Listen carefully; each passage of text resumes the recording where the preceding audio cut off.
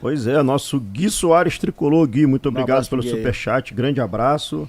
Ontem eles conseguiram abrir o ódio em todos, ponte que partiu, pra não dizer outra coisa, né? É. É, de fato, assim, Ivo, a torcida que a gente tava ali ao redor, antes do jogo a gente fica ali 2, 3 horas resenhando.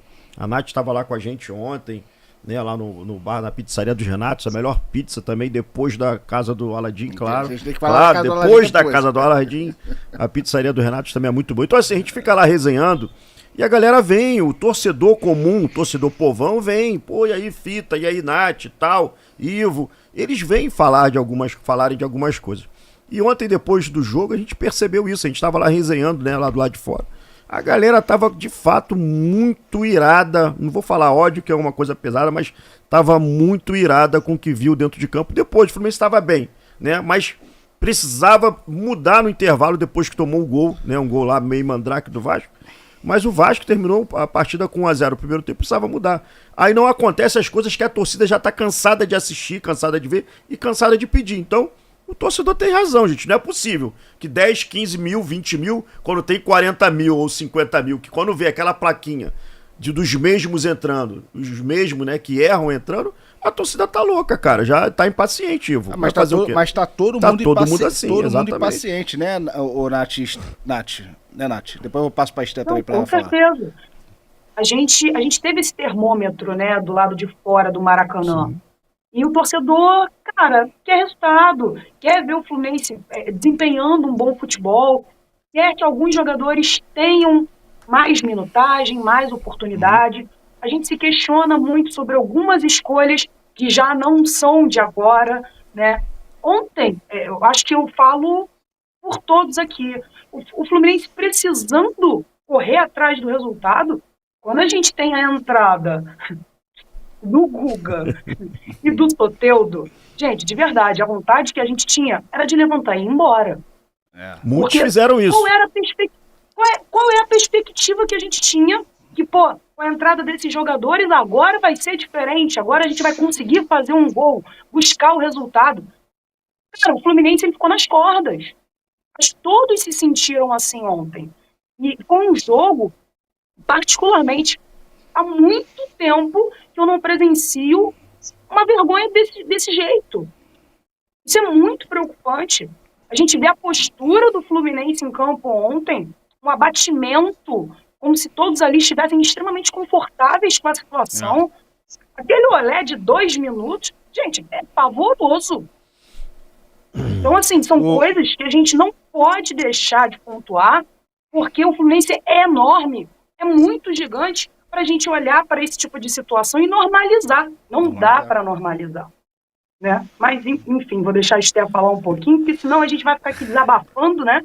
Até Cara, amanhã. Ô, Esté, então eu faço uma pergunta pra Esté. Você viu o JK no meio lá, nesse momento que a Nath falou? O JK chamando o time pra poder ir tentar tomar a bola do Vasco. Parece que era o único que tava se incomodando com o Olé ali naquele momento. Que o JK olha assim e fala: vem pra gente tomar. Aí que o time tenta pegar essa bola Sim. de volta. Ele tava agoniado, né? Do tipo, não é possível, vocês não vão sair de trás se vocês não vão tentar fazer alguma coisa, Pois porque é. ele também sozinho não adiantar de nada, né? E o que mais me irrita é que o único que teve a capacidade de talvez defender a instituição do Fluminense no final do jogo foi o Freitas. Nenhum dos outros jogadores bateram boca. Gente, tem que defender o time, cara, não é normal, é realmente muito perturbador você escutar a torcida do Vasco fazendo olé no Fluminense e o Fluminense assim esperando o jogo acabar. A impressão que eu tenho é que se tivesse mais 90 minutos do jogo, não ia acontecer nada, o Fluminense ia continuar perdendo porque não ia ter essa vontade de virar o jogo, de ganhar, de empatar. O Fluminense fica ali completamente apático. Mas, assim, é complicado, a gente vê as mesmas substituições sempre. Demora muito a mexer também. Eu acho que assim que se iniciou o segundo tempo já tinha que ter voltado com o John Kennedy, né? Não deveria nem ter escalado o Cano como titular para início de conversa. Todo mundo tem uma gratidão enorme pelo Cano, gosta muito do Cano. Ele vai sempre ser o 01, o cara que fez história do Fluminense, mas saber fechar ciclos é importante, né? Porque não dá mais, ele não entrega mais as coisas. Aquele gol que ele perdeu ontem, talvez já até um alerta pra gente, porque é o gol que ele nunca perde.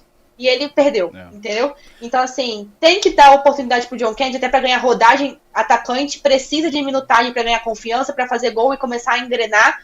E também tem que mudar o time em algumas situações de forma mais rápida. O Keno entra e o Keno entra de forma desastrosa. Tudo que ele pega, ele consegue, ele isola 2 bolas que ele poderia ter cruzado ou chutado de forma melhor, e depois ele chuta, né? Acho que ele tentou chutar pro gol e a bola foi pra linha de fundo, a gente nem sabe o que aconteceu. E assim, gente, não é possível. Se o jogador não tá chutando bem no treino, não vai chutar bem no jogo. A não ser que no treino eles sejam maravilhosos, façam grandes treinos, e aí chega no campo e não corresponde pro treinador. Ou é isso, ou tem alguma coisa acontecendo. Às vezes eu até prefiro acreditar que é isso, que não é possível que o Soteldo treina muito, é maravilhoso no treino, faz várias jogadas, e aí o treinador convida de colocar ele, porque o campo fala, né? E o campo tá falando exatamente o que tem que acontecer. Tem garotos esperando oportunidades, tem Riquelme na fila, tem Lescano na fila, tem Lavega na fila. E são garotos que já demonstraram bons jogos, já fizeram boas atuações. Então é utilizá-los. Senão a gente vai ficar sempre na mesmice. E aí não dá. É Guga, é Lima, é Soteldo, é Keno, é Cano. E a gente vai ficar sempre nessa. E infelizmente também os nossos jogadores que geralmente jogam bem, como Martinelli, que é um dos pilares, né, principais ali e tudo mais, não estava jogando, e aí a gente perde nosso meio campo e não consegue ser criativo. Até o Lúcio, eu achei ele bem abaixo no jogo de ontem, até fiquei com um pouco da impressão de que ele talvez estava valorizando mais suas jogadas individuais do que estava fazendo efeito de passe, fazendo coisas mais elaboradas do que fazer o feijão com arroz para tentar construir jogadas mais simples. Então assim, eu fiquei com essa impressão, e é difícil também, né? Mesmo se ele estivesse maravilhosamente bem, um jogador só não consegue fazer muita coisa.